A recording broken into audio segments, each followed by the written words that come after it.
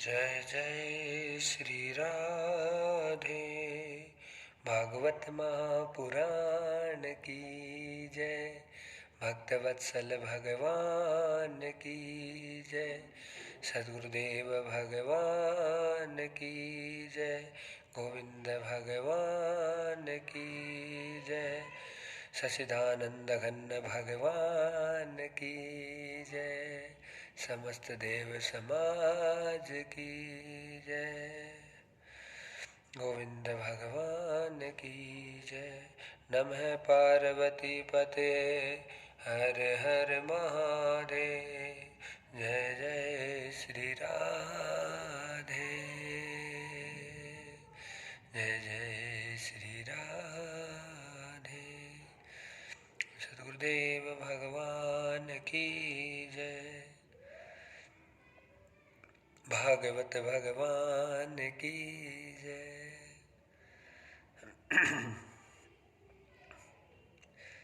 समस्त भक्त वृंद, श्रोत वृंद, युवा, बच्चे, सभी कथा से जुड़े हुए भगवत प्रेमी सबकी भावनाओं को सत सत वंदन और प्रणाम करते हुए, भगवान को कोटि कोटि प्रणाम करते हुए, भगवान की भागवत जी के प्रथम स्कंद और प्रथम अध्याय में की चर्चाएं हम आज करेंगे। भागवत जी के महात्म्य से संबंधित चर्चाओं का शुभारंभ कर रहे हैं। जन्मनो जायते पुण्य तदम भागवतम लभेत। एतस्मात् पुरे किंचिन मन शुद्धये न विद्यते। जन्मांतरम भवेत पुण्यम तदम भागवतम लभेत। छोटा सा सूत्र है भागवत जी का। जन्म जन्मों के जब पुण्य पुंज एकत्रित होने का समय आता है, एकत्रित होते हैं, तब महाराज भागवत कथा श्रवण करने का सौभाग्य हमें सबको प्राप्त होता है। या ये कहें कि सत्संग का सौभाग्य हमको प्राप्त होता है। बड़ी दुर्लभ रचनाएं हैं परमात्मा की। कैसे क्या विधान है, ब्रह्म और गोविंद जानते हैं, इसके अलावा कोई नहीं जानता। क्या लीला करते हैं, क्या खेल रचाते हैं, सारा खेल उनका है। कई कई पुराने समय से यदि हम बात करें, आज के 5000 साल पहले, तो कहाँ प्रचार था कथा का, बताइए।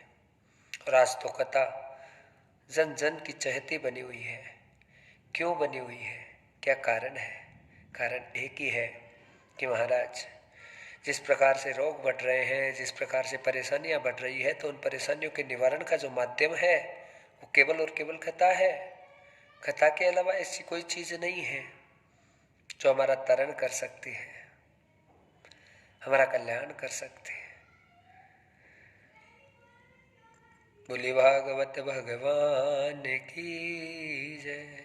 जय जय श्री राधे। जय जय श्री राधे। जय जय श्री राधे श्याम। हमारा कैसे किस प्रकार से पुण्य बढ़ जाता है भक्तजनों। ये सारी लीलाएं भी परमात्मा ही करता रहता है और दूसरा कोई नहीं कर सकता। महाराज कैसे भी किसी भी प्रकार से बस कथा का सौभाग्य हमको प्राप्त हो जाए, कथा हमको मिल जाए, इससे बढ़कर कोई बात नहीं हो सकती है। और लगातार सत्संग का श्रवण करना ही जीवन का सबसे बड़ा ध्येय होता है। लगातार सत्संग को, भागवत रस को जन जन तक पहुंचाना ही जीवन का सबसे बड़ा ध्येय है महाराज।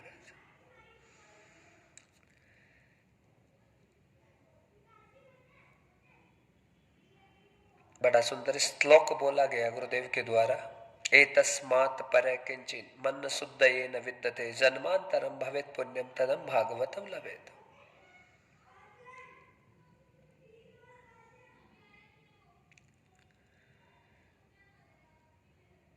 चाहे युवा हो, चाहे बच्चे हो, चाहे बुजुर्ग हो, कोई भी हो, कथा में जो जुड़ जाते हैं उनका सबका कल्याण तरण होता है। जन्मनो जायते पुण्यम तदम भागवतम लभेत।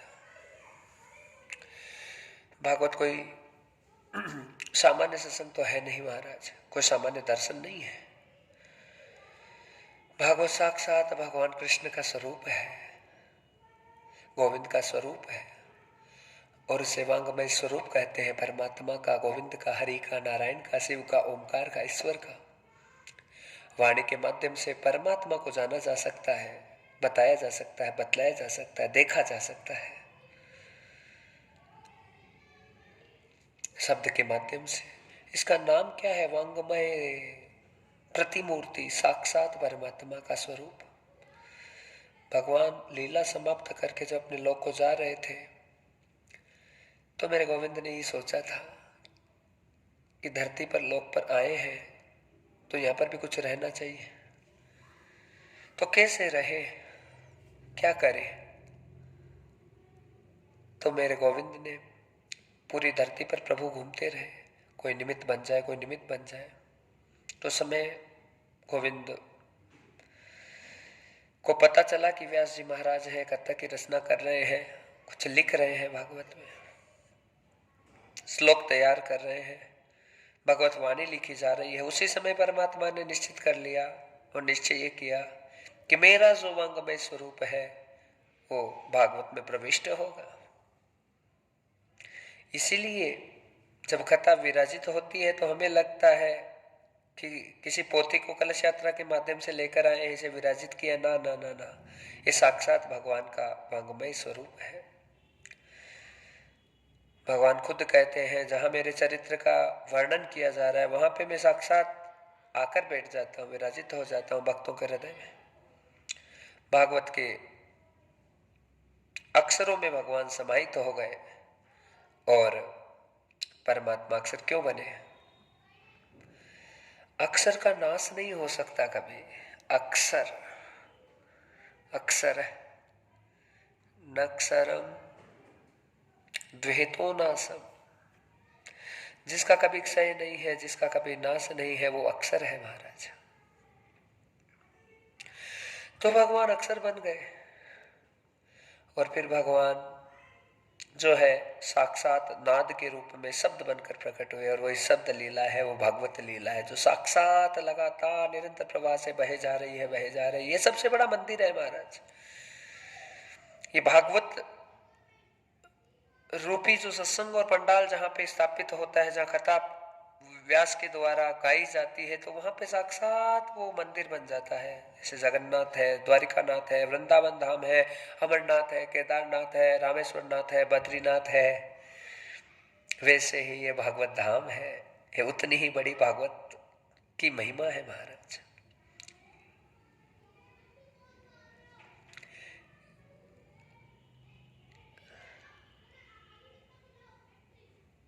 जन्म न जायते पुण्य है। हजारों हजारों जन्मों का जब पुण्य प्रकट होता है तब जाके महाराज कोई भक्त यहाँ पे पहुंच सकता है कथा को ग्रहण करने के लिए। छोटे मोटे पुण्यों से महाराज कथा में व्यक्ति कभी नहीं पहुंच सकता। छोटे मोटे पुण्यों से घर पे खाने को अच्छा मिलेगा, रहने को अच्छा मिलेगा, सब चीजें होगी, खाने कमाने में बरकत रहेगी, नौकरी चाकरी में बरकत रहेगी। हाँ, छोटे छोटे पुण्यों का फल रह सकता है। काम नहीं बिगड़ेंगे, सब सही चलता रहेगा, यह भी पुण्य का फल है। पर जब महापुण्य प्रकट होता है महाराज, तो भगवान की कथा का परम आनंद प्राप्त होता है। दोहितो जन्मम जन्मम कृतम च, ये जो भागवत श्रवण करने का पुण्य है और भागवत को ग्रहण करने का जो पुण्य है, ऐसा पुण्य है जो सदा सदा के लिए अमर हो जाता है, नष्ट नहीं होता है, लगातार बढ़ता जाता है। भोगस्य भोगम तत् आनंद मूलम। भागवत का जो पुण्य है महाराज, आनंद का मूल हो जाता है। और दान सेवा आदि का जो पुण्य होता है वो सुख का मूल होता है। उससे घर में सुख आता है, शांति आती है, हाँ? और जीवन में उन्नति होती है। ये सब चीजें बस जो हम थोड़े थोड़े अच्छे पुण्य करते हैं उनसे होता है। पर हम जैसे उनको भोगते हैं तो भोगने के साथ में सब चीजें वो समाप्त हो जाती है, पर भागवत का जो पुण्य है ऐसा सुख देता है, ये भोगने के बाद में भी बढ़ता है, समाप्त नहीं होता है। जैसे धन का दान करते हैं तो हम मान लीजिए 11,000 रुपये खाता में दे रहे हैं, तो हम दे देंगे, हम उसकी रसीद भी प्राप्त कर लेंगे कि जी हमने 11,000 रुपये दिए, तो 11,000 रुपये तो हमारी जेब में से तो गए, पर वही 11,000 जो है हमारे परमानेंट खाते में जमा हो गए, जिसे हम अमर खाता कहते हैं, भगवान का खाता कहते हैं, ब्रह्म का खाता कहते हैं, गोविंद का खाता कहते हैं, जहाँ निरंतर चक्रवर्ती ब्याज मिलता है दानी को। उससे भी महादान है भागवत का दान है। विशेषम पुण्यात गति विद्या, विद्या का दान, ज्ञान का दान, और सब दानों में जो सर्वश्रेष्ठ है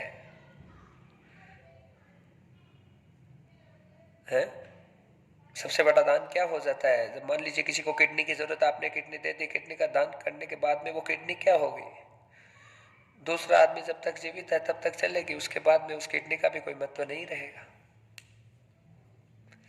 किडनी जैसे आदमी मरता है तो वो भी समाप्त हो जाती है। आंख दान कर दीजिए, महादान है, बड़ा दान है। पर नेत्र का दान जैसे ही किया तब तक ही पुण्य है, जब तक वो आदमी जिंदा है, जिसको आपने दान दिया है वो देख रहा है, आपकी आंख है उसके काम आ रही है। पर विद्या का जो दान है आदमी के मर जाने के बाद भी समाप्त नहीं होता है कभी भी, वो आत्मा के साथ, बुद्धि के साथ में जन्म जन्म तक चलता रहता है, वो विद्या का दान है। इसलिए जो हमारे संस्कार हैं उनके आधार पर जो मानव जीवन है वो प्राप्त होता है। पशु जीवन भी वैसे ही प्राप्त होता है। पशुओं में भी अच्छा पशु, बुरा पशु, सारे पशु है। मानव में भी अच्छा मानव, बुरा मानव सब है महाराज। जीवन में बहुत सारे मनुष्य देखे हमने, लाखों लोगों से। हाँ, हम तो देखते हैं, किसी को तो ऐसे लगता है कि तो जानवर होता तो अच्छा रहता, और किसी को देखकर ऐसा लगता है कि ये तो मानव के रूप में शोभा नहीं दे रहा है, तो मानव नहीं होना चाहिए। तो भगवान ने उसे मनुष्य तो बनाया, पर उसकी क्वालिटी को गिरा दिया, उसे लो कर दिया महाराज।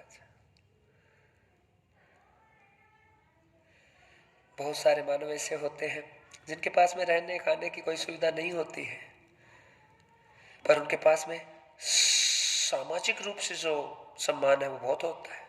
लोग कहते हैं कि धन आने जाने की वस्तु होती है, धन आएगा जाएगा, ये सब चीजें चलती रहती है, पर ये जो महापुरुष गरीब है उसे कोई फर्क नहीं पड़ता। ऐसा व्यक्ति जमाने में मिलना बहुत मुश्किल है, जिसकी महान विचारधारा हो, जिसकी महान सोच हो, महान टेंडेंसी हो, महान उसका जो बलवंतता हो, क्या क्या शब्द उसके मुख से निकलते हैं। और हम खुद भी कहते हैं अरे भगवान की बहुत बड़ी भूल हो गई, इस पापी को इतना धन दे दिया, अरे इस आदमी के ऊपर हाँ धन जसता नहीं है, फिर भी परमात्मा ने इसको इतना दिया है।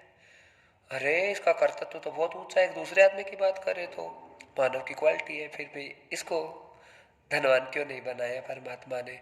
पर महाराज मानव की क्वालिटी केवल संस्कार से बनेगी, पिछले जन्मों के कर्मों से बनेगी। अगर हमारा कर्म और हमारा जन्म भगवती है, हमारा जन्म वैष्णव है, वैष्णव होने का मतलब हिंदू होना नहीं है।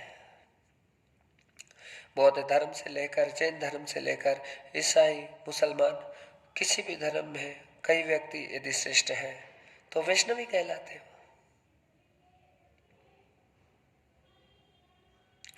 वैष्णव का अर्थ है परम ब्रह्म परमात्मा की आज्ञा का पालन करने वाला। निजी स्वार्थ में अंधा होकर जो व्यक्ति कभी गलत काम नहीं करता और किसी भी मजहब का हो, वो वैष्णवी होता है, वो सनातनी व्यक्ति है महाराज। हम इन बातों को बिल्कुल ध्यान नहीं देते कि मुसलमान है, ये हिंदू है, ये बौद्ध है, ये क्रिश्चियन है। आदमी अपने अपने मतलब के लिए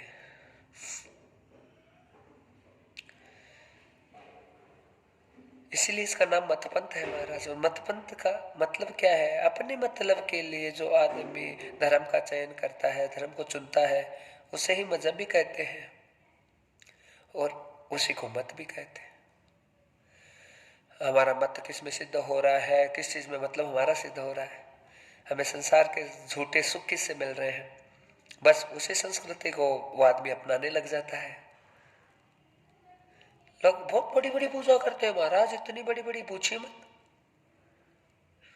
और पूजा करके घर से निकलते हैं तिलक विलक लगा के, और ऑफिस में जाकर इतनी अंधाधुंध बेईमानी करते हैं, इतनी अंधाधुंध बेईमानी करते हैं कि बताइए, कुछ नहीं बता सकते हैं। तिलक विलक पूजा पाठ ये सब करने से लगता है कि वैष्णव है, पर ऑफिस में जो असली रूप दिखाते हैं तो पता लगता है कि वैष्णव के नाम पर कलंक है। तो जो व्यक्ति तिलक चंदन आदि कुछ नहीं करता है पर अपने कर्तव्य पथ को अच्छे तरह से निर्वाह करता है, वो बिना तिलक लगाए ही वैष्णव ही रहता है। पर महाराज, तिलक का लगाना हिंदू धर्म की सबसे बड़ी निशानी है। सनातन धर्म को संबोधित करने का चिन्ह है, चिन्ह के रूप में इसका बहुत बड़ा महत्व है, पहचान के रूप में इसका बहुत बड़ा महत्व है। पर इसका महत्व इतना ज्यादा नहीं है महाराज कि हम लड़ मर रहे हैं। करोड़ों हिंदू तिलक नहीं लगाते, करोड़ों हिंदू चोटी नहीं रखते, क्या वो धर्मी थोड़ी है? फिर बताइए ना। केवल उनके पास में चिन्ह नहीं है तो वह धर्मी नहीं है। कभी कभी कानून का पालन करना कानून चलाने वालों से भी नहीं होता है, नहीं हो पाता उनसे भी। वकील भी पालन नहीं करते, पुलिस भी पालन नहीं कर पाते, फिर भी वो कानून की रक्षा के लिए खड़े हैं। उनसे भी भूल हो जाती है, कई प्रकार की हिंदू व्यक्तित्व से भी भूल हो सकती है। अंदर सब कुछ अच्छाई होकर बाहर से नहीं दिखती है चिन्ह के कारण। इसलिए हमारे हिंदू धर्म में पहचान के लिए चिन्ह की महिमा है, और इस चिन्ह के कारण से महाराज कई प्रकार के भ्रम पैदा हो जाते हैं, गलतियां हो जाती हैं। जैसे रामायण में कालनेमी की कथा और रावण की कथा बड़ी प्रसिद्ध है, सीता हरण की कथा प्रसिद्ध है। ये धोखे से तो हुआ और क्या था बताओ। हनुमान जैसे महाज्ञानी, हनुमान जैसे महापुरुष को भी वेशभूषा के चक्कर में भ्रम हो गया। हनुमान जी को लगा कालनेमी बड़ा भक्त है, पर वो भक्त था नहीं, वो राम का विरोधी था, सनातन विरोधी था। पर उसने क्या वेशभूषा बनाई महाराज। ऐसे ही रावण के बारे में भी यही किंवदंती है कि वो शास्त्र जाता, हाँ तपस्वी, पर वो भी सनातन विरोधी चरित्र से।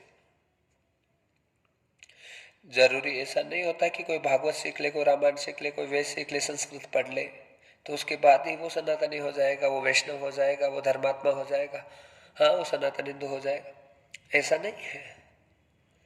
अनेक विद्वान जो भागवत को रट पढ़े हैं, शास्त्रों को रट पढ़े हैं, संस्कृत को रट पढ़े हैं, वैष्णव और सनातन के नाम पर धब्बा है, कलंक है। बहुत सारे लोग, भाषा बहुत भरपूर है, संस्कृत भरपूर पढ़ी है, वेद पढ़े हैं, शास्त्र पढ़े, उपनिषद पढ़े हैं, रटे हुए पढ़े हैं सब, पर आचरण आचार उनका बिल्कुल वेद विपरीत है, रावण की तरह है, और उतने ही दुखी और परेशान है।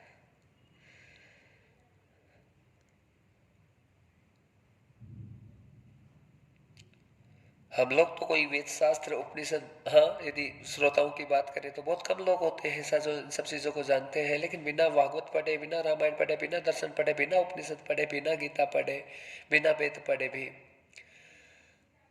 हाँ हम बहुत बहुत बहुत बहुत बार वैष्णव ही लगते हैं, हिंदू ही लगते हैं। क्योंकि सनातन और हिंदू का कोई भी उत्सव आता है तो महाराज हम सबसे पहले आकर उस चीज में शामिल हो जाते हैं, सम्मिलित हो जाते हैं, क्योंकि हमारा अंदर का धर्म है। उसके लिए वेशभूषा और इन सब चीजों की आडंबर की आवश्यकता नहीं है, पर हमने सुविधा कर रखी है। हाँ हमारी सोच, हाँ और हमारी ये हमने खुद ने ये सोच रखा है कि हाँ तिलक हमें लगाना चाहिए, हमें हमें दिखना चाहिए जैसे हिंदू टाइप हम लग रहे हैं कि नहीं लग रहे हैं, ये सुविधा हमारी तरफ से।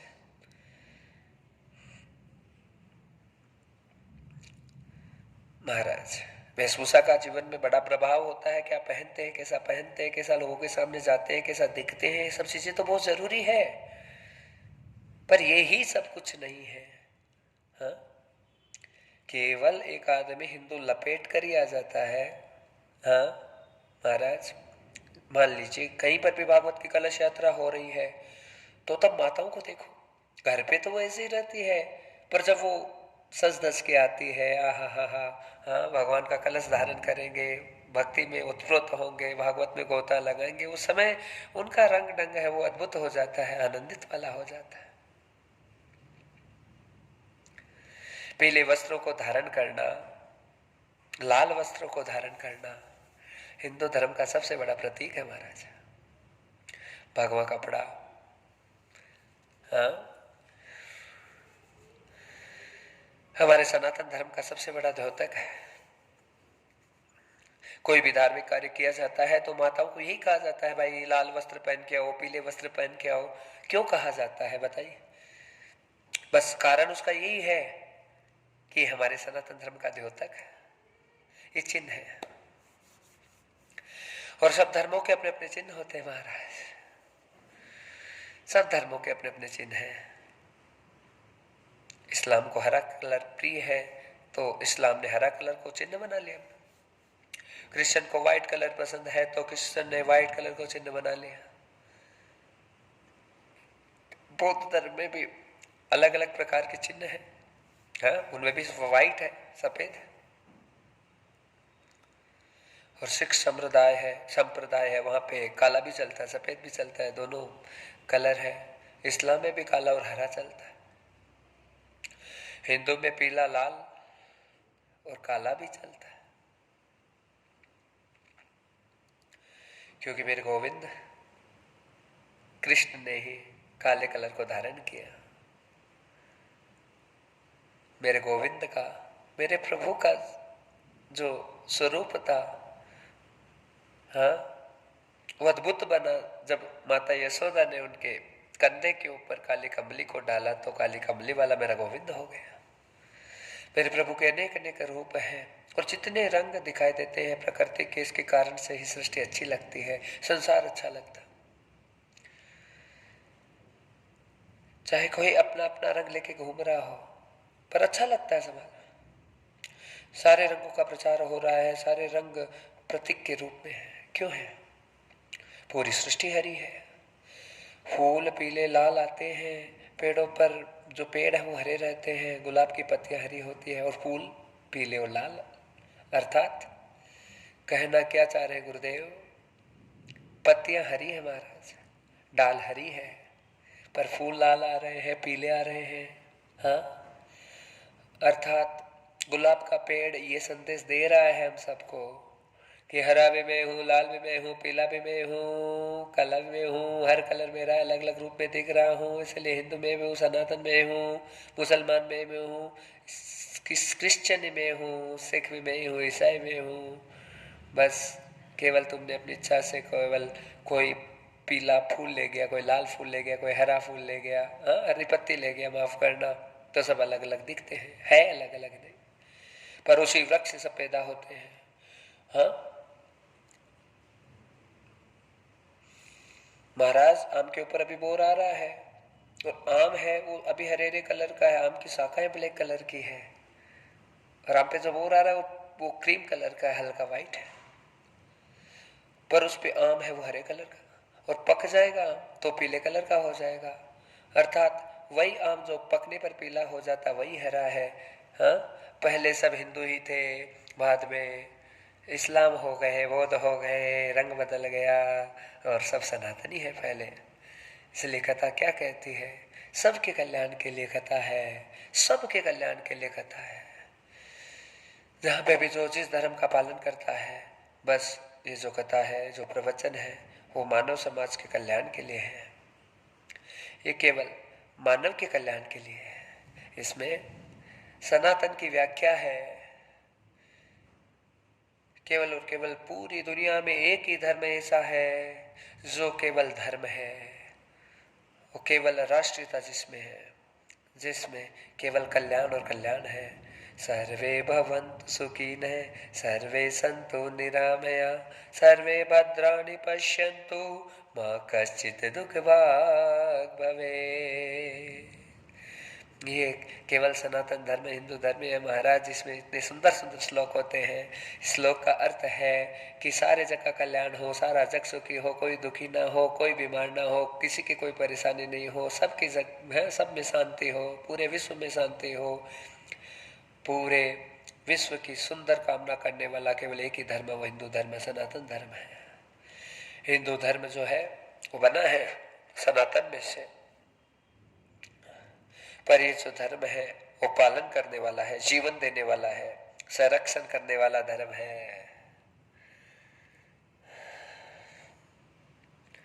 बड़ी सुंदर महिमा है। तो करना क्या चाहिए गुरुदेव आप बताइए। तो एक छोटी सी पंक्ति हम गुनगुना के उस बात को हम सिद्ध करते हैं कि क्या बोले हैं।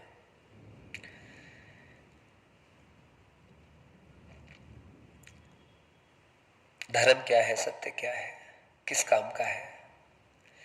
कमाले धर्म धन प्यारे, सफर में काम आएगा। कमाले धर्म धन प्यारे, सफर में काम आएगा। कमाले धर्म धन प्यारे, सफर में काम आएगा। कमाले धर्म धन प्यारे, सफर में काम आएगा। सफर में काम आएगा, सफर में काम आएगा। सफर में काम आएगा, सफर में काम आएगा। कमाले धर्म धन प्यारे, सफर में काम आएगा। कमाले धर्म धन प्यारे, सफर में काम आएगा। गोविंद जय जय गोपाल जय जय, राधा रमण हरि गोविंद जय जय। गोविंद बोलो हरि गोपाल बोलो, गोविंद बोलो हरि गोपाल बोलो। राधा रमण हरि गोविंद बोलो, राधा रमण हरि गोविंद बोलो। गोविंद जय जय गोपाल जय जय, गोविंद जय जय गोपाल जय जय। राधा रमण हरि गोविंद जय जय, राधा रमण हरि गोविंद जय जय। गोविंद बोलो हरि गोपाल बोलो, गोविंद बोलो हरि गोपाल बोलो। राधा रमण हरि गोविंद बोलो, राधा रमण हरि गोविंद बोलो। गोविंद जय जय गोपाल जय जय, गोविंद जय जय गोपाल जय जय। राधा रमण हरि गोविंद जय जय, राधा रमण हरि गोविंद जय जय। गोविंद बोलो हरि गोपाल बोलो, गोविंद बोलो हरि गोपाल बोलो। राधा रमण हरि गोविंद बोलो, राधा रमण हरि गोविंद बोलो। गोविंद जय जय गोपाल जय जय, गोविंद जय जय गोपाल जय जय। राधा रमण हरि गोविंद जय जय, राधा रमण हरि गोविंद जय जय। गोविंद बोलो हरि गोपाल बोलो, राधा रमण हरि गोविंद बोलो।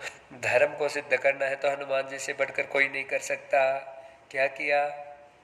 जान पर जो खेल गए राम के लिए, जान पर जो खेल गए राम के लिए, तालियां बजाओ हनुमान के लिए। कथा शुरू हो रही है महाराज, पहले बालाजी को याद कर लीजिए थोड़ा सा। ओ जान पर जो खेल गए राम के लिए, जान पर जो खेल गए राम के लिए, तालियां बजाओ हनुमान के लिए, तालियां बजाओ हनुमान के लिए, तालियां बजाओ हनुमान के लिए।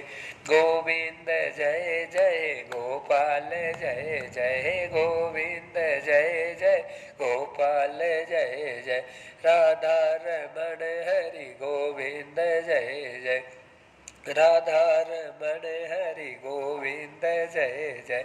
गोविंद बोलो हरि गोपाल बोलो, गोविंद बोलो हरि गोपाल बोलो, राधा रमण हरि गोविंद बोलो, राधा रमण हरि गोविंद बोलो। गोविंद जय जय गोपाल जय जय, गोविंद जय जय गोपाल जय जय, राधा रमण हरि गोविंद जय, राधा रमण हरि गोविंद जय जय। गोविंद बोलो हरि गोपाल बोलो, गोविंद बोलो हरि गोपाल बोलो, राधा रमण हरि गोविंद बोलो, राधा रमण हरि गोविंद गोविंद जय जय गोपाल जय जय, राधा रमण हरि गोविंद जय जय। गोविंद बोलो हरि गोपाल बोलो, बड़े भाव से थोड़ा भजन कीजिए, बड़ी आनंद से। गोविंद बोलो हरि गोपाल बोलो, गोविंद बोलो हरि गोपाल बोलो, राधा रमण हरि गोविंद बोल, राधा रमण हरि बोलो। गोविंद जय जय गोपाल जय जय, गोविंद जय गोपाल जय जय, राधा रमण हरि गोविंद जय, राधा रमण हरि गोविंद जय। गोविंद बोलो हरि गोपाल बोलो, गोविंद बोलो हरि गोपाल बोलो, राधा रमण हरि गोविंद बोल, राधा रमण हरि गोविंद बोलो। गोविंद जय जय गोपाल जय जय, गोविंद जय जय गोपाल जय जय, राधा रमण हरि गोविंद जय, राधा रमण हरि गोविंद जय।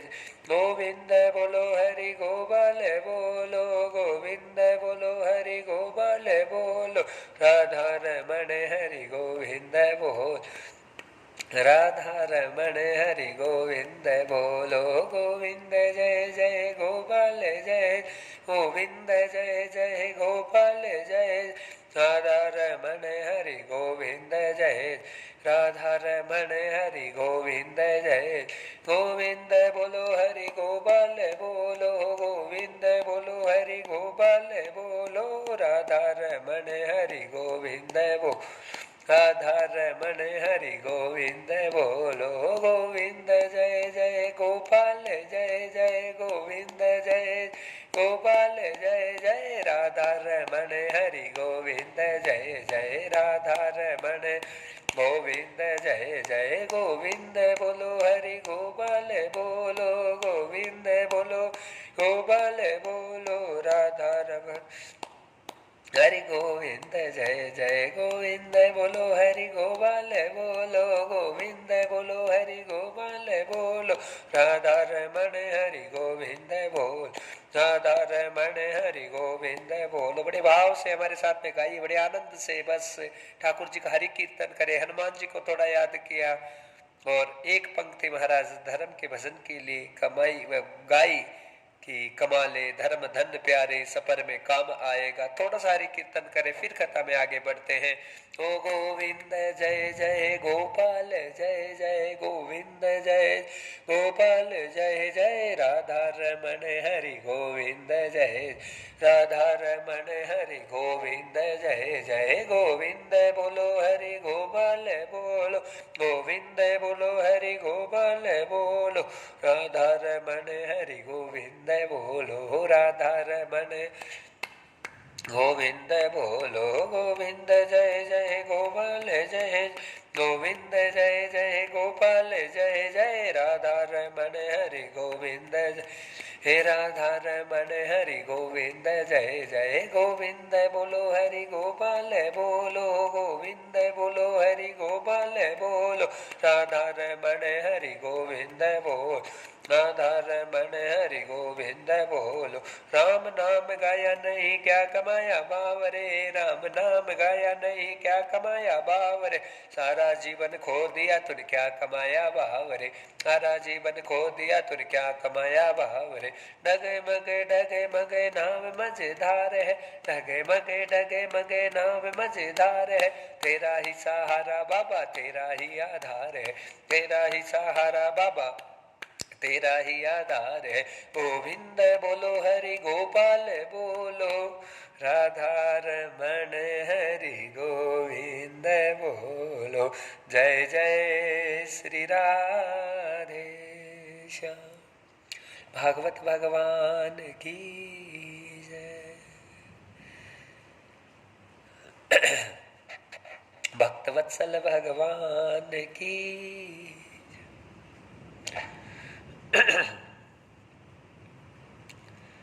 सचिदानंद घन भगवान की जय। बड़ी सुंदर कथा है महाराज प्रभु की मेरे गोविंद की हरि की। कितनी ही गाओ इसे हमेशा नई नहीं मिलेगी नूतन मिलेगी। बड़े सौभाग्य की बात होती है महाराज भागवत का पहले ही दर्शन करा दिया गुरुदेव ने पहले श्लोक के माध्यम से। हजारों हजारों जन्मों का जब पुण्य उदय होता है तब जाके महाराज कथा श्रवण करने का अवसर प्रदान होता है। ये मत सोचो हाँ आप कहाँ पे भी देख रहे हैं कैसे भी आप जुड़े हुए हैं हाँ कथा कहीं से भी आपको मिल रही है वाणी मिल रही है तो आपका पुण्य लगातार निरंतर अच्छा हो रहा है।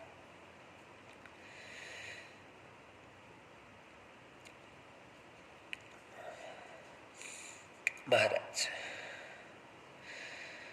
कहीं पर भी कथा प्रारंभ होती है तो हर कथा का अपना अपना महत्व होता है पर जब भी व्यास गद्दी पर व्यास विराजित होता है तो व्यास का भी अलग अलग लक्ष्य और उद्देश्य होता है कि किस उद्देश्य को लेकर कथा है वो की जा रही है। हमारा उद्देश्य तो आप अच्छे से जानते हैं बस केवल और केवल एक ही है हमारे सनातन धर्म का हमारे गोविंद का हमारे प्रभु का जन जन तक प्रचार हो जग जग तक भगवान की वाणी पहुंचे सबका कल्याण हो सबके जीवन में मंगल हो आनंद हो पितरों का कल्याण हो पूर्वजों का कल्याण हो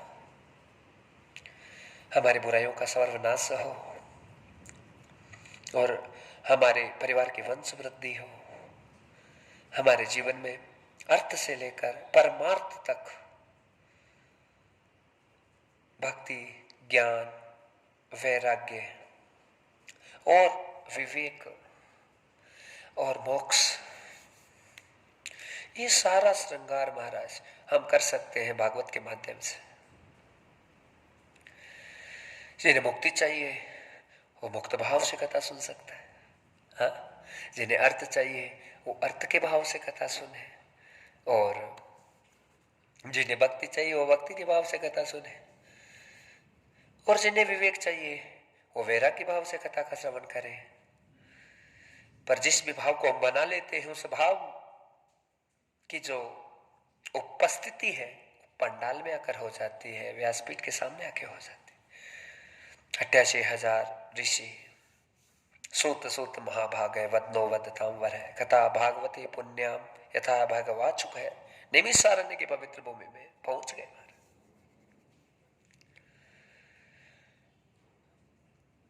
निमिषारण्य में भगवान श्री सूत जी है वह अद्भुत आसन पर सुशोभित है पारायण कर रहे हैं भागवत का, लगातार निरंतर पारायण चल रहा है उनका, कौन सुन रहा है कौन क्या कर रहा है उन्हें कोई मतलब नहीं है, लेकिन लगातार कथा नहीं रुक रही है उनके श्रोमुख से। और तभी सूत जी का इतना बड़ा पुण्य है महाराज की श्रोताओं को भी बुलाना नहीं पड़ता। वक्ता जब उसके मन में, उसकी आत्मा में एक केवल एक ही भावना हो कि जनमानस का, हर मानव मात्र का, हर मानव प्राणी का कल्याण हो, उस कल्याण के माध्यम से यदि और कल्याण की भावना से यदि कथा को पहुंचाने की कोशिश और चेष्टा हो, तो महाराज फिर श्रोता भी जुड़ जाते हैं, वक्ता भी महान हो जाता है।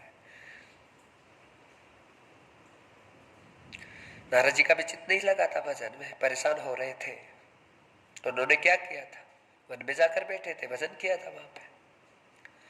भजन में चित्त नहीं लगता, मन नहीं लगता, तो व्याकुलता होती है अंदर से, आत्मा से, अच्छा नहीं लगता है। तो नारद जी ने क्या किया था, थोड़े समय के लिए तो वन में बैठे थे, फिर यात्रा में निकल पड़े थे। और यात्रा में निकले, पता चला कि महात्मा है, व्याख्यान कर रहे हैं पुराणों का, नारद जी भी है उन ऋषियों में, हाँ, जो भक्ति का, ज्ञान का, वैराग्य का, मोक्ष का व्याख्यान कर रहे हैं, उन महात्मा के दर्शन कर रहे हैं। हरे परिवार छोड़कर हम जंगल में आए हैं, वापस चले जाएंगे तो फिर संसार से पुनः मुक्ति नहीं मिल पाएगी, और ये भजन, ये मुक्ति, ये मोक्ष सब अधूरा रह जाएगा। तो आखिरी जो चांस है वो लेने की अंतर से भावना उत्पन्न हुई सभी ऋषियों के मन में। तावते पंथ युक्ताना, सारे ऋषियों ने बस मन में ये मार्ग पकड़ा कि हमें सूत जी के आश्रम पे जाना है। और सारे ऋषि कुमार है वो आश्रम में आ गए महाराज। एक महाराज अद्भुत वैरागी महात्मा है, पुराणों का व्याख्यान कर रहे हैं, और वहां से जो भी व्याख्यान श्रवण करने जा रहा है, लौट कर जा रहा है, वो एक ही तरह का प्रचार कर रहा है कि इनकी वाणी जो श्रवण कर लेता है वो मुक्त हो जाता है, आनंदित हो जाता है, भक्त हो जाता है। 88,000 जो ऋषि कुमार हैं, इन्हें भक्ति चाहिए थी, इन्हें भक्ति की जरूरत थी, आए थे भक्ति करने, पर भक्ति हो नहीं पा रही थी। क्यों नहीं हो पा रही थी, कारण क्या था, गुरु के बगैर, सत्संग के बगैर आदमी कभी भी सच्चा भक्त बन नहीं सकता, चाहे कितनी कोशिश कर ले। हम कोई भी मंत्र ले ले, भगवान का नाम ले ले, अपनी मन मर्जी लग जाइए, कितना ही भजन कर लो, तो आखिरी दिन आएगा कि हमको वजन से उठना ही पड़ेगा, छोड़ना पड़ेगा उसे, क्योंकि हमारा चित्त, अपना मन है वो काबू में रहेगा ही नहीं, और वो चंचल होकर इधर उधर भटकेगा, हमारे चित्त को भटकाएगा, हमें परेशान करेगा, हमारा भजन भंग होगा निश्चित रूप से। इसलिए मन मर्जी का कितना भी भक्त भजन करो महाराज, उसे कल्याण नहीं होगा। पहले सत्संग श्रवण करो, भजन करने से पहले विचार ग्रहण करो, अच्छी बातों को ग्रहण करो, विवेक को ग्रहण करो, उसके बाद में भक्ति में बैठो, कीर्तन करो, जो गुरुमुख से निकला है कुछ भी, अभी गाया गोविंद जैसे, गोपाल जैसे, फिर गाओ उसे, पहले सत्संग श्रवण करो, फिर मन लगेगा। अनाड़ी आदमी कितनी लगाम खींचे, घोड़ा रुकने वाला नहीं है महाराज, और अनाड़ी आदमी कितना ही खींचा जाने का रहे, रस्सी से घोड़ा रुकता ही नहीं है। गर्दन टेढ़ी कर लेगा, दांत कट जाएंगे, होठ फट जाएंगे घोड़े के पर वो रुकता नहीं है। क्यों नहीं रुकता, रोकने वाले को घोड़ा रोकना आता ही नहीं है, तो कहाँ से रुकेगा। हाँ, घोड़े को रोकने के लिए खींचाखाची की जरूरत नहीं है, संकेत की आवश्यकता पड़ती है, इशारे की आवश्यकता पड़ती है, पर उसके लिए घोड़े को ट्रेनिंग दी जाती है, उसे ट्रेंड किया जाता है, और सारथी को भी ट्रेनिंग दी जाती है कि कैसे, किस प्रकार से, हाँ, ये सब चीजें सुनियोजित होगी। ये तो बंदूक महाराज भी चला सकते हैं, अगर कोई दे दे कि लो लो जी चलाओ महाराज, हाँ तो कर देंगे फायर, पर उस फायर से कबूतर मरने वाला नहीं है, कौवा भी मरने वाला नहीं है उससे। क्यों, निशाना लगाने का अभ्यास नहीं है, और बिना अभ्यास के कैसे होगा वो, तो हाथ से निशाना लगाने का अभ्यास हो जाए, उसका फायर ज्यादा से ज्यादा खाली नहीं जाता, वो निशाने पर ही लगता है। तो महाराज हमारे बहुत सारे डिपार्टमेंट है, पुलिस डिपार्टमेंट, बहुत सारे इनको ट्रेनिंग दी जाती है, इन्हें तैयार किया जाता है, हाँ, रेंज बताई जाती है, भले ही रेंज निशाने पर नहीं जा रहे आपकी, पर निशाने की रेंज में यदि हमारा फायर हो रहा है तो भी हमको पास कर दिया जाता है, ट्रेनिंग में पास हो जाते हैं कि आप तो इर्द गिर्द तो है कम से कम। हाँ, इतनी रेंज में आपका निशाना जा रहा है तो हाँ भाई कसम लीजिए, थोड़ा सा अभ्यास और कीजिए, अच्छा कीजिए, थोड़ा सा हाँ, वर्दी ले लीजिए, पहनिए, और वर्दी देने के बाद में भी ट्रेनिंग में भेजा सकते। और जो भी निशाने वाले होते हैं हर फोर्स में विशेष होते हैं महाराज, हर प्रकार से उनका अलग नाम रहता है, तनख्वाह अलग रहती है, व्यवस्थाएं अलग रहती है, और एक प्रकार का एक स्पोर्ट्स हो जाता है वो निशानेबाजी जैसे इसको बोलते हैं, तो अलग सरप्राइज है उनको उस हिसाब से। तो रेंज में गोली चलाना महाराज, निशाना लगाना और निशाने पर ही चूकना नहीं, निशाने पर ही अचूक लगाना, तो उसको सरप्राइज। हाँ, तो गिफ्ट ही गिफ्ट, उपहार ही उपहार है। और उसकी ड्यूटी समाप्त हो जाती है, फिर वो क्या करेगा, फिर वो उसी चीज का अभ्यास करता है और महाराज सीख जाता है, आनंद लेता रहता है। आदमी जब सटीक हो जाता है किसी भी चीज में तो भगवान भी उसकी जिम्मेदारियां कम कर देते हैं, मुक्त करते हैं, उसे छोड़ते हैं। हम कोई भी काम सटीक करना प्रारंभ कर दीजिए, हमारी जिम्मेदारियां कम हो जाएगी। माँ माँ माँ, हम किसी भी खेल के चैंपियन हैं तो हमें हर जगह सरलता मिलेगी। चैंपियन बनना हर जगह, हर जगह हमको आरक्षण मिल जाएगा। हम नौकरी में लगते हैं, हाँ,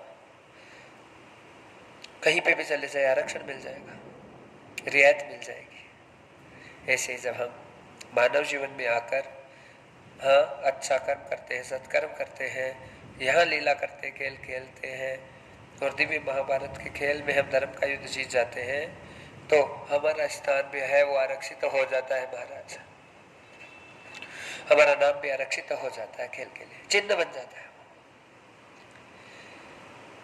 पांचों पांडव और चारों भाई, इनका इतिहास कभी डूबने वाला नहीं है। भाइयों का नाम जब जब दुनिया में लिया जाएगा तो ये दो ही परिवार है महाराज, एक हस्तिनापुर है और एक अयोध्या है। हस्तिनापुर में पांडव है और अयोध्या में राम जी का परिवार है, चारों भ्राता है। ये दोनों ही परिवारों को गिरा जाता है धर्म के लिए, हाँ, भाइयों के त्याग के लिए, भाइयों के प्रेम के लिए, भाइयों के समर्पण के लिए। जब से लेकर आज तक ऐसा कोई दूसरा परिवार नहीं हुआ है, कोई इतिहास नहीं बना है। प्यार तो आज भी है, कई जगह प्रेम मिल जाएगा, बहुत बड़ा बड़ा प्रेम मिल जाएगा, त्याग में मिल जाएगा, हाँ, पर ऐसी श्रद्धा, ऐसा बलिदान कि भाई नहीं है तो भाई की जगह है, भाई का चरण ही, भाई की पादुका ही, हाँ, वो स्थान लेकर बैठी है माथे पर, उसे विराजित करके निकल जाए। 14 साल वन में है तो हम भी 14 साल वन में ही रहेंगे। जब राम जी वन में चले गए तो भरत जी की इतनी बड़ी प्रतिज्ञा हो गई थी, 10 किलोमीटर बाहर निवास किया भरत जी ने, और एक तालाब है, सरोवर है, उस सरोवर के ऊपर ही, वहीं से महाराज पूरे राज्य शासन को चलाया उन्होंने, सारे समाज की सेवा की, पूरे राज्य को चलाते थे। बिस्तर पे नहीं सोते थे, महल में जाते नहीं थे, हाँ, महल का नहीं खाते थे। ये समर्पण जिसका रहा 14 साल तक, उसका इतिहास कोई मिटा सकता है क्या भला बताओ? 14 साल बहुत होते हैं महाराज, हाँ, 14 साल से 3 साल की छूट दे दे महाराज तुमको, और किसी तालाब, नदी, सरोवर पर 11 साल बैठ कर दी भजन कर ले, केवल फल खाए, कंदमूल पे रहे, हाँ, न खाए, कि 11 साल किसी भी नदी के तट पर रह जाए, तो हमारा भी नाम है वो पुराणों में लिख जाएगा, भागवत में लिख जाएगा, और हमारी भी पूजा और इतिहास बन जाएगा। महाराज ये बहुत कम समय बता दिया महाराज ने आपको, नाम कमाने का, धन कमाने का, जिंदगी कमाने का, सत्संग कमाने का। महाराज पूरी जिंदगी निकल गई पूजा पाठ आरती मंदिर जाते जाते, पर नाम नहीं कमा पाए। क्यों? भटकती भक्ति है, बनावटी भक्ति है, मतलबी भक्ति है। इससे नाम नहीं मिल सकता, इससे यश नहीं मिल सकता है कभी भी। और तीर्थ में जाकर के महाराज जिसको पाने की भावना से गए हैं, हाँ, बिना उसे पाए हुए लौट जाते हैं, तो नाम कैसे होगा फिर बताओ? तीर्थ में जाकर के भी यदि पाने की भाव से हम गए हैं तो फिर महाराज उसे पाकर ही जो है हम सांस ले सकते हैं, तभी हमारा नाम निकल के आएगा। राजस्थान की महिला जो 300-400 साल पहले वृंदावन आई थी, लौट के नहीं गई, जिसको पाने के लिए उसे पाके चली गई और समा गई वहीं पे।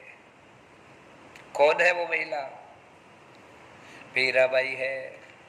नाम हुआ कि नहीं हुआ बताओ?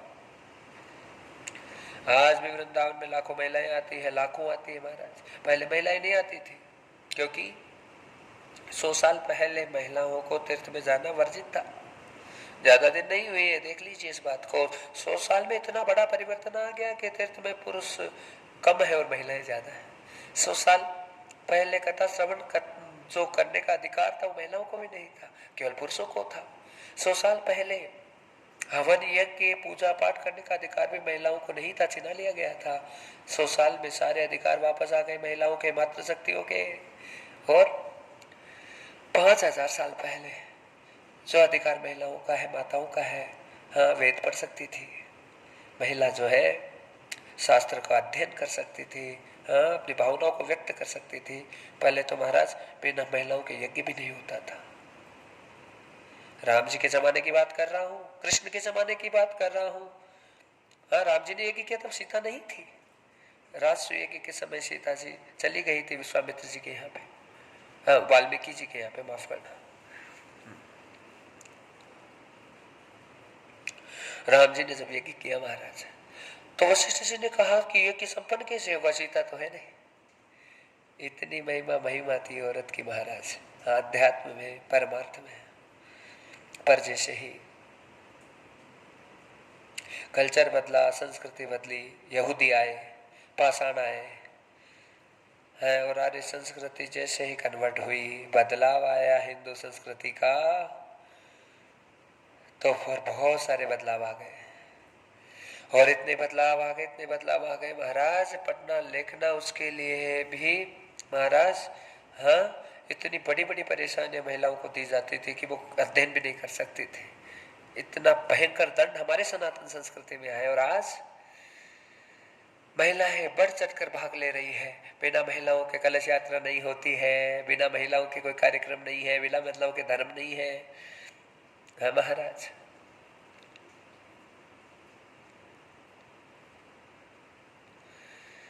माताएं कोई धार्मिक कार्य कर ले, किसी भी प्रकार से आके हो जाए, तो उन्हें बड़ी खुशी होती है। और उसी कार्य को जब पुरुष उसकी जिम्मेदारी लेता है तो उसे बड़ा अजीब सा लगता है।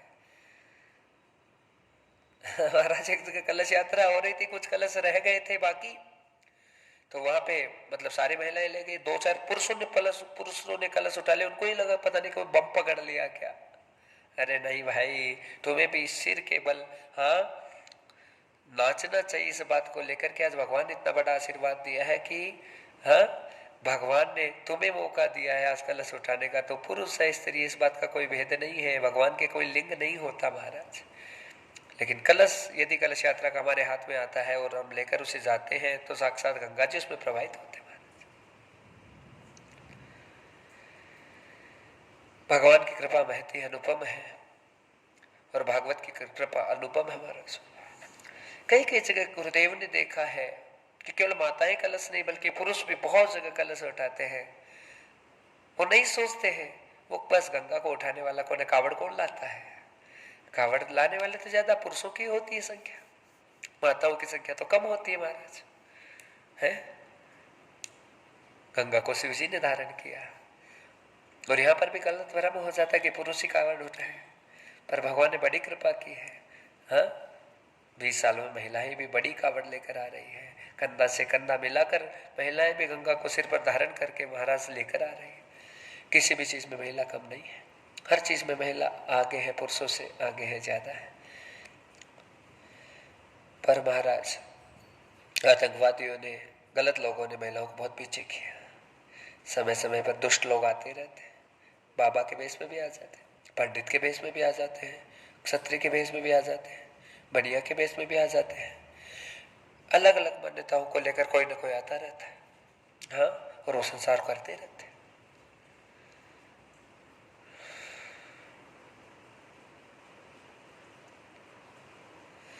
आज तक कोई रिकॉर्ड है किसी महिला ने पति खरीदा, बताओ? हाँ बोलो। और दुनिया भर के पुरुष स्त्रियों को खरीदते हुए घूम रहे महाराज। देख लीजिए समाज की स्थिति, कितने अल्पसंख्यक समाज में से है जिनमें कन्याओं की कमी है। 5 लाख में महाराज, हाँ 5 लाख दिए बिचौलिए को, शादी करा दो, शादी करा दो। किसी भी जात की हो, बस खाली बारात चली जाए, बस समाज में तू ना हो। ऐसे उठा के ले आया कहीं से भी, बारात ले जाऊं, घोड़े पर बैठ जाऊं, बस इतना हो जाए, लो लो लो 5 लाख रुपए ले लो। पर कोई बहन, कोई माता ऐसी नहीं है जो पति को खरीद ले। पर कितने पुरुष हैं दुनिया में जो स्त्री को खरीद रहे हैं। यानी कि स्त्री की अति आवश्यकता है समाज में, अति आवश्यकता है। स्त्री के बिना पुरुष का जीवन काटना बड़ा दुर्लभ है महाराज। पुरुष नहीं रह सकता स्त्री के बिना।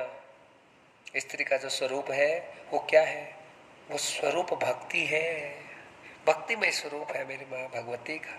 और भक्ति का फल क्या होता है? शक्ति है, और स्त्री वो शक्ति स्वरूप है।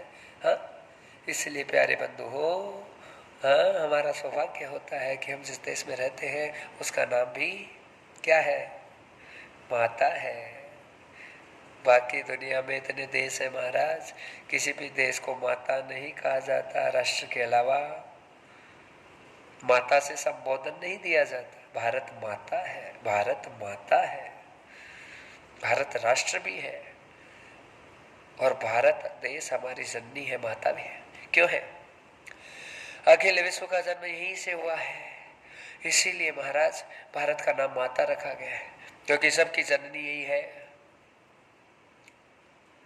अहो अमीसा किम कारिसो बनम प्रसन्न ऐसा स्विदूत स्वयं हरि ये जन्म लब्धम रसो भारता जिरे मुकुंद से वो भैगम स्प्रहाहीन।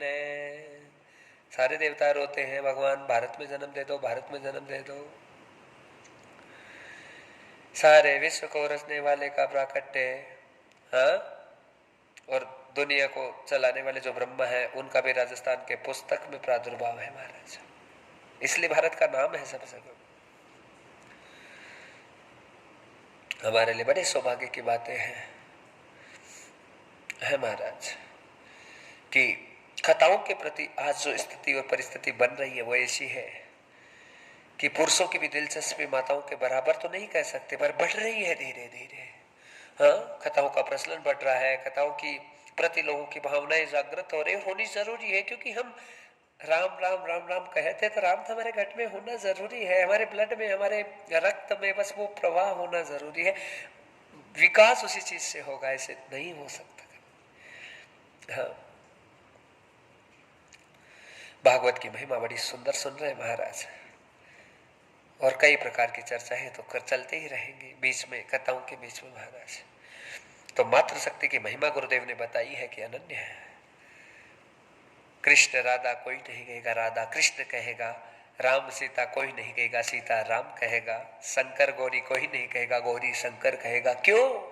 महिमा है। कैसी भक्ति चाहिए महाराज? ज्ञानवर्धक भक्ति चाहिए, विवेकवर्धक भक्ति चाहिए। जिस भक्ति में ज्ञान और विवेक होता है वो भक्ति भाव से भरी होती है, और जिस भक्ति में ज्ञान और विवेक की कमी होती है उस भक्ति में भाव कम होता है। इसे उदाहरण से कैसे समझे? कई लोग बड़े बड़े हवन में जाते हैं तो वहां पे उनमें भाव की बड़ी कमी रहती है। कईयों का अच्छा भाव होता है, अरे हवन शुरू होगा 11 बजे तो 9 बजे आ जाएंगे, कईयों का भाव है, और 9 बजे से हवन जब तक पूरा नहीं होगा तब तक कुछ खाएंगे नहीं, पिएंगे नहीं, बस निर्जल रहेंगे। हाँ, बिना पानी पिए, बिना खाने पिए, हाँ आज तो हवन करना है, आज तो हाँ यज्ञ में बैठना है, तो ऐसी भावना है उनकी। तो व्रत कर लेते हैं, पानी छोड़ देते हैं, सब चीजों का त्याग कर देते हैं, क्योंकि उन्हें ज्ञान है, उन्हें पता है यज्ञ का महत्व क्या है, और ज्ञान के साथ में विवेक भी है। इस कारण उनका भाव अच्छा है। जितना हर निर्मल होता है उतना ही मन लगता है भक्ति में, भावना में, श्रवण में, यज्ञ में, पुण्य में, दान में महाराज। एकदम सत्य बात है। हाँ, यदि खाना भी है तो आधे से भी कम भोजन करें। जो डाइट है उससे भी आधा भोजन जाना चाहिए पेट में। और जिस भोजन में ज्यादा चिकनाहट हो उस भोजन को नहीं करना ज्यादा। जिस भोजन को पचाने के लिए समय ज्यादा लगता है वो भोजन कथा के लिए वर्जित होता है। इस भोजन से क्या होता है, पचाने के लिए शरीर काम करता है तो उसे आलस्य पैदा होता है, परेशानी आती है। इसलिए शरीर जो है कमल के फूल की तरह खिलते ही रहना चाहिए। अल्पाहार जरूरी है, थोड़ी देर कम खाइए। हाँ, और उसके बाद में घर बार को सबको बोल के आई है, घर में ताला डाला कि नहीं डाला, चाबी कहाँ डल के आ गई, छोरा क्या कर रहा है, स्कूल से आएगा, पढ़ाई करेगा, फिर रोटी कौन देगा, गुड्डू के पापा खेत में गए हैं, आ रहे होंगे। हाँ, यहाँ इतनी फिक्र में लगेंगे महाराज तो ना घर के ना घाट के हैं।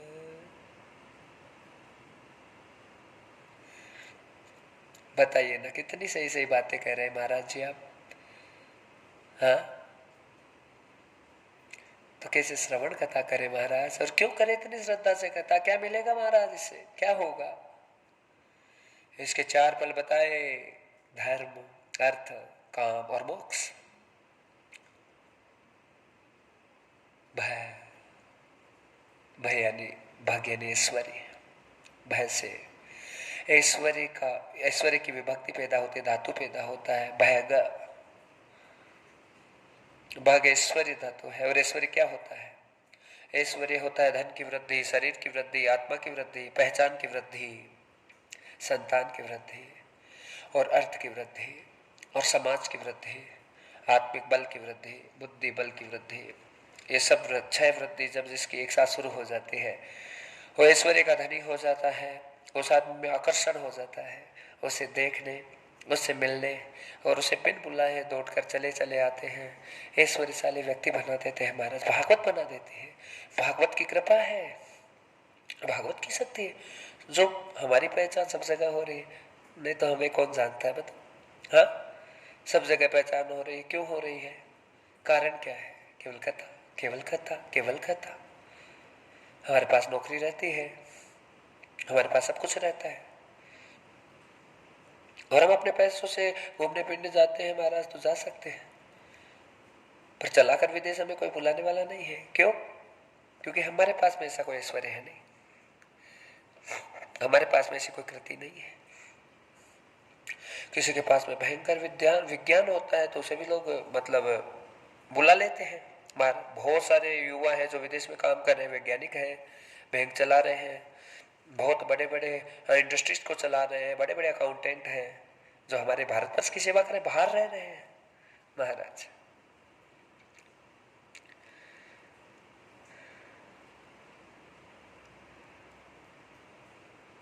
विदेशों में हम जाएंगे ना, हर बैंक का मैनेजर इंडियन मिलेगा महाराज, जिनके पास में विशेष नॉलेज है किसी चीज का, उनकी वैल्यू सब जगह है। इसलिए ज्ञानी कहते हैं कि राजा अपने क्षेत्र में पूछता है और ज्ञानी सर्वत्र पूछता है।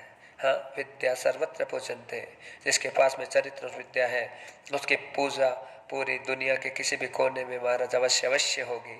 एक दिन लगेगा, 2 दिन लगेगा, 5 दिन लगेगा, 10 दिन लगेगा, पूजा शुरू हो जाती है, आनंद हो जाता है। ये कहाँ से पैदा होता है? हाँ, ये शुरुआत यहीं से होती है। हाँ, ये पहला धर्म है ईश्वरी कमाने का, सुख कमाने का, शांति कमाने का, आनंद कमाने का, समृद्ध होने का। यहाँ से सब समृद्धियाँ प्रारंभ हो जाते हैं। वो भागवत का पंडाल ही होता है जहाँ से सब समृद्धियाँ प्रकट हो के सबको आनंदित करने लग जाती है महाराज। पहले दिन के व्याख्यान हो रहे हैं आज महाराज कथा के माध्यम से, बड़ा सुंदर, लोगों को जोड़ना, बोलना, बतलाना, सब चीजें। हाँ, कथा जब आगे आगे बढ़ जाते हैं तो भागवत का असर अद्भुत होकर आ जाता है। कथा जो कराता है महाराज उसकी इतना बड़ा उसका पुण्य हो जाता है। कथा से पहले उसे कोई नहीं जानता, लेकिन कथा करते करते उसे पूरा समाज, उसे पूरा सब कुछ जो आसपास के लोग सब जानने लग जाते हैं। अरे उन्होंने कथा करे, उन्होंने कथा, कथा पे इतना विश्वास, इतना आनंद, इतना सब कुछ बढ़ जाता है कि बस हर प्रकार से हाँ सब चीजें आनंदित होने लग जाती है। बड़े बड़े नेता इलेक्शन लड़ने से पहले कथाएं करवाते हैं। क्यों करवाते हैं? उन्हें पता है अच्छे से कि कथा से बहुत कुछ मिल जाएगा हमको। हाँ, महात्मा लोग आएंगे, अच्छी बात करेंगे, सत्संग देंगे, समाज की बुद्धि को प्रवर्तित करेंगे और हमें भी इलेक्शन में भारी बहुमत प्राप्त हो जाएगा। इस भाव से भी बहुत अनेकों अनेक कथाएं होती रहती है और होनी भी चाहिए। हाँ, बहुत फायदा होता है, समाज को यश मिलता है और जो करवाता है उसे यश मिलता है। हमारा कोई बहुत बड़ा घर भी बना सकते हैं हम, 2 लाख 5 लाख 10 लाख रुपए खता पर करते हैं, बच्चों के लिए प्लानिंग कर सकते हैं पैसों के लिए। 5-10 सालों में महाराज प्लॉट ले लेते, जो डबल हो जाता ट्रिपल हो जाता, बच्चों के काम आ जाता। पर खता पर जो पैसा लगा रहे हैं वो कभी व्यर्थ नहीं जा सकता। प्लॉट तो 2 हो जाते हैं, डबल रेट के हो जाते हैं, 5-6 साल में 10 साल में हो जाते हैं। हाँ, पर उसी बीच में यदि हमें हमारे स्वास्थ्य के प्रति कोई नुकसान हो गया, कम ज्यादा हो गया, तो हम तो खाली हाथ ही चले जाएंगे, वो प्लॉट तो हमारा नहीं रहेगा। और हमारा अगला जन्म होगा, अगले जन्म में हमारा प्लॉट यहाँ रह गया है, वो तो हमारे साथ नहीं रहेगा महाराज, वो तो प्राप्त होने वाला नहीं है किसी हालत में। ये नश्वर धन है, ये नष्ट हो जाएगा, ये खत्म हो जाएगा, ये कुछ नहीं बचेगा इसमें से, इसे ये नहीं मिलेगा इसमें से, ये यही कमाते यही खत्म हो जाता है। ये परम धन है, वो है भागवत धर्म है, सत्कर्म है। सत्कर्म सूचको नून ज्ञान यज्ञ स्मृत बोध श्रीमत भागवता लाभ है, सैतु गीता सुखादिवी, यही परम धर्म है। ये जन्म जन्म जन्म जन्म जन्म जन्म तक कितने ही जन्म ले लीजिए आप, फिर भी ये जन्म कभी साथ नहीं छोड़ता, साथ रहता है, हमेशा साथ रहता है, हमेशा हमें स्टैंड रखता है, हमें खड़ा रखता है, हमें बलवंत रखता है। कथा हमें इस प्रकार से बना देती है महाराज कि हमारा जन्म भी दूसरा होगा तो हाँ, अगले जन्म में है कथा महाराज सा जन्म देगी कि हमें कमाने की फिक्र नहीं रहेगी, हमें कमाने वाले घर में हमें पहले से जन्म हो जाएगा, अच्छे बड़े माता पिता के गर्भ से पैदा होंगे, जिनके पास में पहले से 5 करोड़ रुपए डिपॉजिट पड़े हैं, जिनके पास में महाराज पहले 5 प्लॉट पड़े हैं। हाँ, कहीं होटल होगा, कहीं पे क्या होगा, कहीं पे क्या होगा, ऐसे घर में जन्म होगा, क्यों होगा। बस यही पंक्ति गुरुदेव ने शुरू में गाई, कमा ले धर्म धन प्यारे, सफर में काम आएगा। जीवन बीत जाएगा, तुझे रोना नहीं होगा, कमा ले धर्म धन प्यारे, सफर में काम आएगा। हाँ महाराज, हर बात पुष्ट हो रही है, जो शब्द निकल रहे हैं उन शब्दों से शब्द जुड़ रहे हैं, वही कथा महान हो जाती है। हवाई जहाज की यात्रा कर लीजिए तो रोटी जो है, नाश्ता बांध के ले जाने की जरूरत नहीं पड़ती, खाली अपने टिकट में ऐड करवा लो भोजन को। हाँ जी महाराज, नाश्ता आ जाएगा, 5 कॉफी पीनी है, सूप पीना है, बिस्किट खाना है, सैंडविच खानी है, ऐड कर लो, मिल जाएगा। अंतरिक्ष में 5,000 फुट ऊपर तुम्हें भोजन पानी प्राप्त हो जाता है, कि व्यवस्था करने वाले छोकरियां मिल जाती है, माफ करना, एयर होस्टेस मिल जाती, 25 बार पूछती है आके, 25 बार कहती है। और वही गुरुदेव कहना चाहते हैं कि धरती पर जो है टिकट बुक एयरप्लेन का यहीं पे होता है, पर वही टिकट में जब सब चीजें पुण्य जागृत रहते हैं तो वो हाथ तक आपका दुपाती है, नींबू डाल के लाती है पानी महाराज, बादलों में इतनी ऊपर, जहां हमारी कोई अम्मा मम्मा कोई नहीं पहुंची। हाँ, और बिना पहचान की लड़कियां आती है महाराज, अच्छे अच्छे कपड़े पहन के, पढ़ी लिखी, बोलिए इतनी सेवा कर रही है आपके। हमारी पत्नी महाराज घर में खाना खिलाकर हाथ धुलाने वाली नहीं है, लो जी पतिदेव जी हाथ धो लो जी, गर्म पानी से हाथ धो लो, हाथ धो लो, कोई नहीं आता महाराज, लो जी रुमाल लाई हूं, मुंह पूछ लो, रोटी खा ले और अपने हाथ धो ले नल में, और अपने पांव से हाथ पहुंच ले और जा खेत में। लो महाराज बताओ। हाँ, टिकट में अगर थोड़ा सा धन डाल दिया तो वहां पे सब चीजें प्राप्त हो जाएगी, सुंदर सुंदर कन्या आकर भोजन कराएगी। क्या है, भागवत कह रही है महाराज कि जो हमने देखा विमान में वही स्वर्ग है, वही स्वर्ग है, वही थोड़ी देर का है। और वो ही महाराज यही कह रहे हैं कि अगर टिकट ले लिया भागवत का और उसी में थोड़ा सा और श्रेय डाल दिया, अच्छा डाल दिया, हे भगवान अलग भोजन, अगला मेरा भोजन भजन अच्छा हो जाए, तो परमात्मा की कृपा से हमको भी सब दूसरे जन्म में मिलेगा। एक अच्छी माँ मिलेगी, एक अच्छा पिता मिलेगा, स्टैंडर्ड पढ़ा लिखा साफ सुथरे कपड़े वाला, कोट पैंट टाई वाला, शेरवानी पगड़ी धगड़ी वाला। हाँ, मर्सिडीज में बैठ कर निकलने वाला पप्पा मिलेगा और उसके घर में जन्म हम लेकर आएंगे, तब कितने महान हो जाएंगे। मजा क्या आता है गुरुजी? ये मजा आता है क्या कि बच्चा जो है अच्छे अच्छे बिस्तरों में, अच्छे अच्छे कमरों में, हाँ आनंद में, मंगल में, उसे कल्पना नहीं की ऐसी सी जगह से पैदा हो जाता है। फिर उसका लालन पालन उसी प्रकार से होता है। एक बच्चा ऐसी जगह भी पैदा होता है, ले रेल की पटरी के बगल में ठटरी डाल रखी है महाराज, टेंट लगा रखा है, हाँ इधर से उधर से महाराज चूहे दौड़ रहे हैं, क्या क्या हो रहा है, कोई कुत्ता आ रहा है, कोई बिल्ली आ रही है, क्या हो रहा है क्या नहीं हो रहा है, बारिश आ रही है, पानी टपक रहा है, ऊपर प्लास्टिक डाल दी, इधर से टटिया इधर से टटिया लगा दी, अभी नदाले का मकान है, हाँ और महाराज कुत्ता बिलाव सब घूम रहे, चौकीदारी हो रही है। ऐसे घर में भी जन्म हो जाता है किसी न किसी का। हो महाराज, ऐसे घर में जन्म किसका हो गया है? ये कहा गुरुदेव ने कि जिसकी क्वालिटी गिर जाती है कर्मों की, उसे भगवान एक बार मनुष्य बनाकर प्रायश्चित करने के लिए दर्शन कराता है कि देख तेरे कर्मों की वजह से आज तुम्हें ठटरी मिली, और तेरे कर्मों की वजह से आज तेरा जन्म हुआ है यहाँ। हाँ, एक बालक का जन्म होता है महाराज सरकारी हॉस्पिटल में, और एक बालक का जन्म होता है 25 मंजिला हॉस्पिटल में। इसमें भी बहुत बड़ा फर्क है।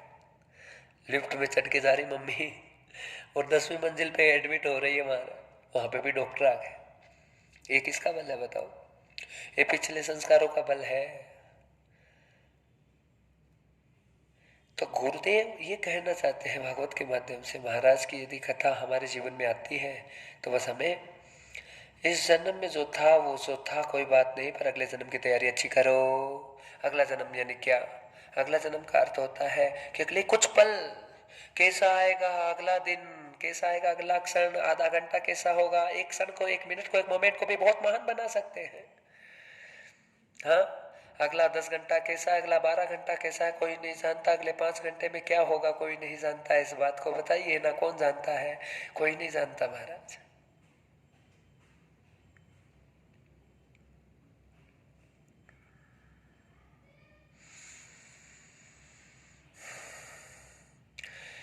इसलिए महान कवि ने एक बड़ी सुंदर लाइन लिखी है चेतन करने के लिए।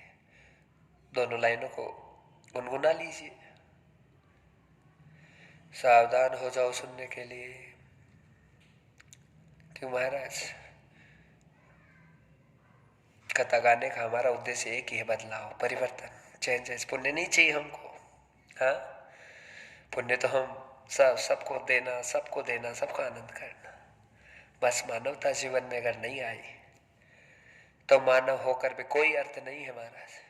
हमारी नाक अच्छी है, कान अच्छा है, चमड़ी सुंदर है, बाल भी इतने अच्छे हैं कि लोग मर जाए महाराज देख देख के। नाक कान बड़े सुंदर है, हाँ जो भी देखता है वो देखता रह जाता है। पर मानवता के रूप में यदि हम जीरो हैं तो ये जो चमड़ी का खेल है वो ज्यादा दिनों का नहीं है महाराज। थोड़े दिनों के बाद में चमड़ी और बालों का सबका हालत खराब हो जाती है। दही सा फैल जाए महाराज, हाँ 50 साल में, और बालों में दही पैदा हो जाता है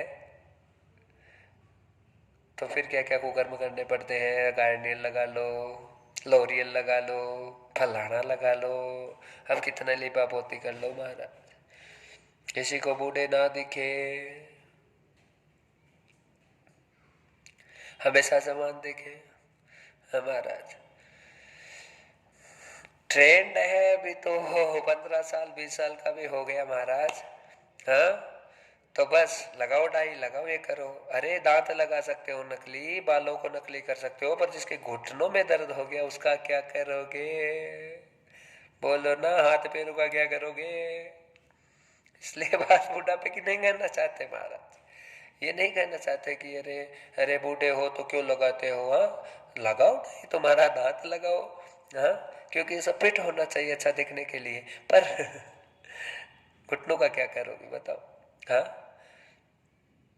आत्मा कभी भी अंदर से अवस्था धारण नहीं करती महाराज, आत्मा हमेशा एक अवस्था में रहती है।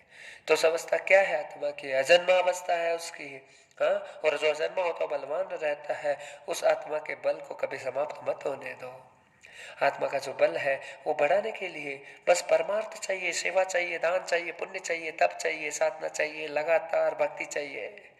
समय समय पर गौ माता का, गौ माता माँ भगवती जगजननी का प्यार चाहिए, माँ का आशीर्वाद चाहिए, संतों का, आचार्यों का, सबका आशीर्वाद समय समय पर, सबका सत्कर्म चाहिए महाराज।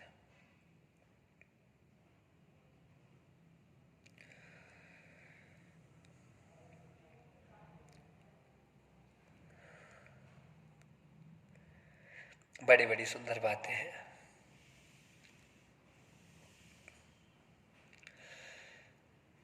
अब कुछ निकल रहा है पेट से। 2 लाइन गाने की बात हो रही थी।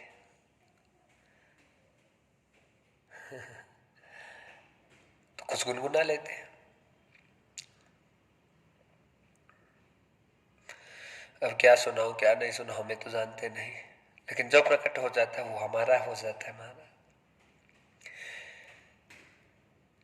सांवरे रसिया से हो गई अपनी यारी, सांवरे रसिया से हो गई अपनी यारी, सांवरे रसिया से हो गई अपनी यारी, सांवरे रसिया से हो गई अपनी यारी, सांवरे रसिया से हो गई अपनी यारी, सांवरे रसिया से हो गई अपनी यारी, हो गई अपनी यारी सगीरी, हो गई अपनी यारी, हो गई अपनी यारी सगीरी, हो गई अपनी यारी, सांवरे रसिया से हो गई अपनी यारी, सांवरे रसिया से हो गई अपनी यारी।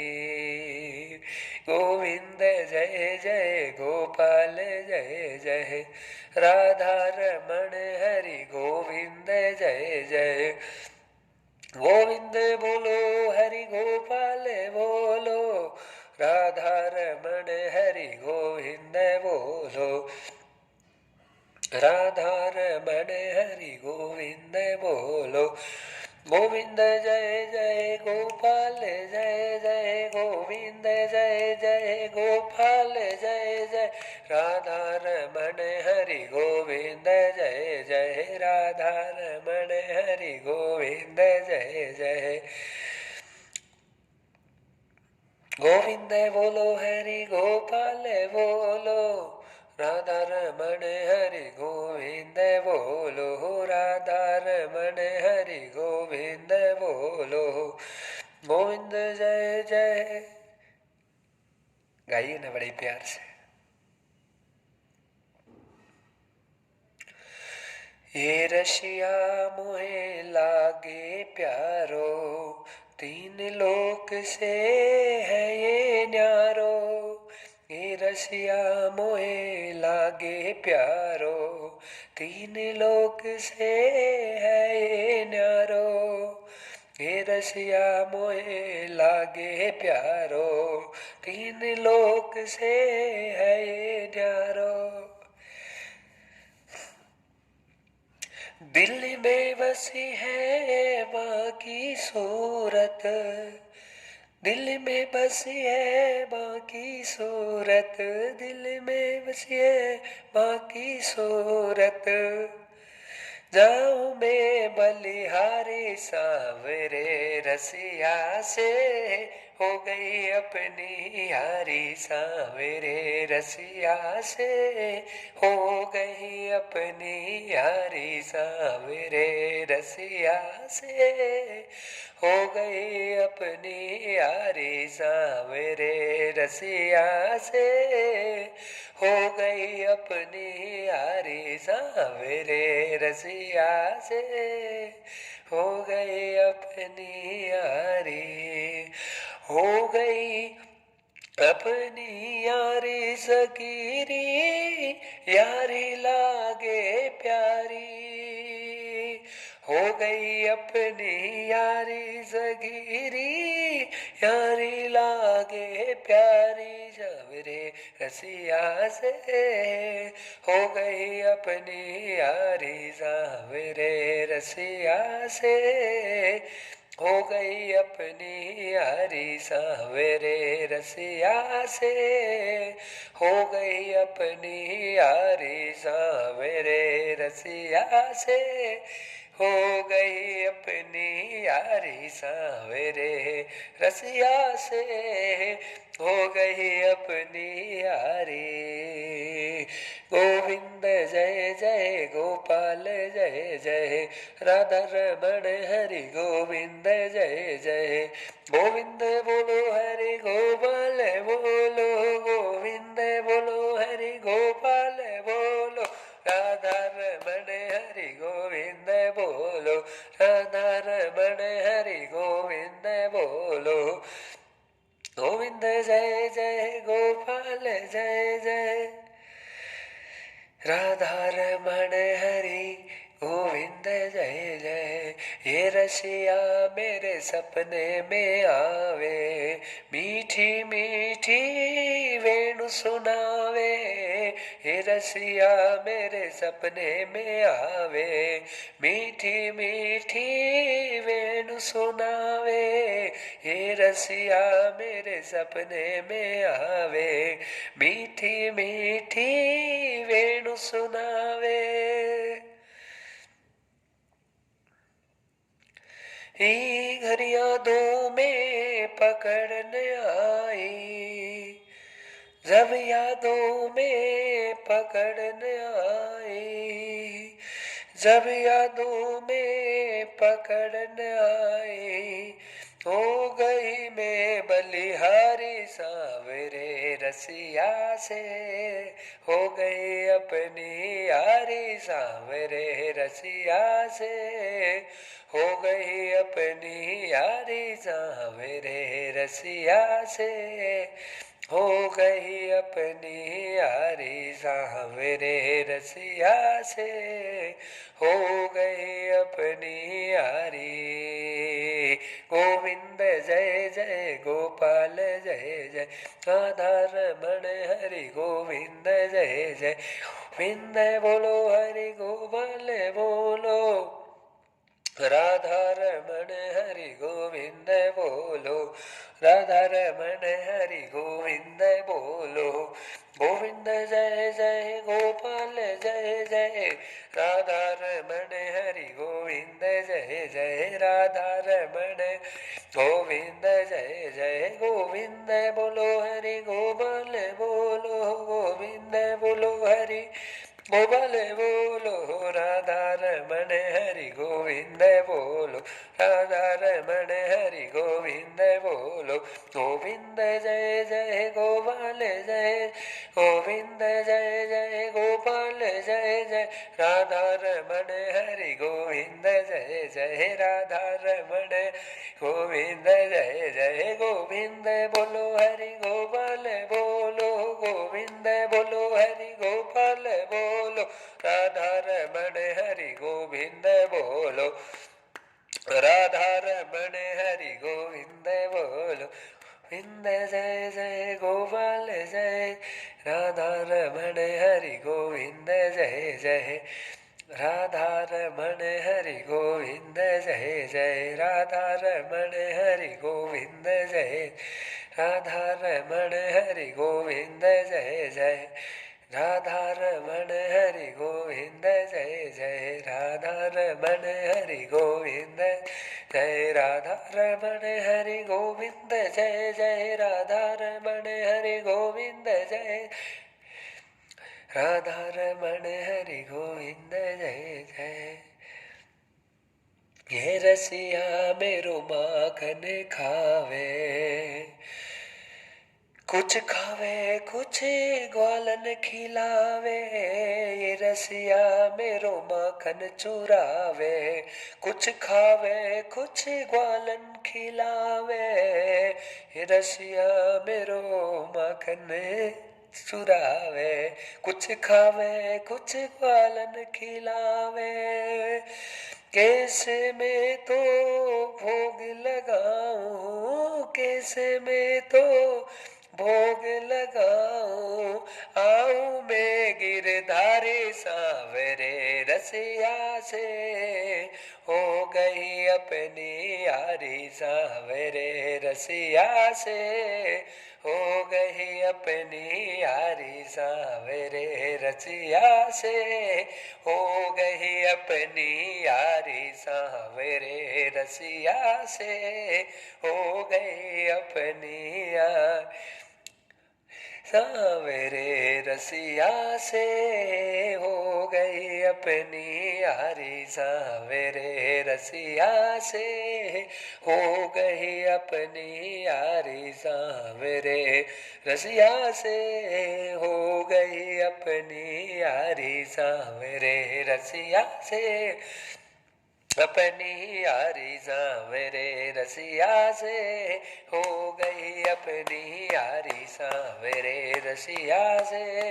हो गई अपनी यारी सांवरे, रसिया से हो गई अपनी यारी सांवरे, रसिया से हो गई अपनी यारी सांवरे, रसिया से हो गई अपनी यारी सांवरे, रसिया से हो गई अपनी यारी। बोले सदगुरुदेव भगवान की जय।